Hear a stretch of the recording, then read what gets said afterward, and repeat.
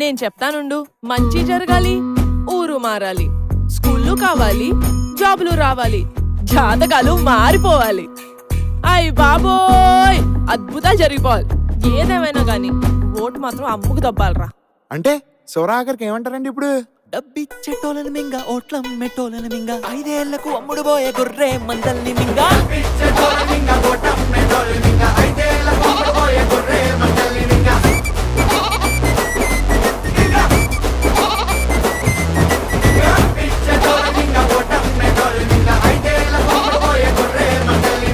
నాన్న మింగడం అంటే ఏంటి నాన్న? ఇప్పుడు డబ్బులు తీసుకుని ఓట్లు అమ్ముకున్న వాళ్ళందరినీ నమ్మిలి మింగేయాలన్నమాట. నమ్మిలి ఓకే నాన్న.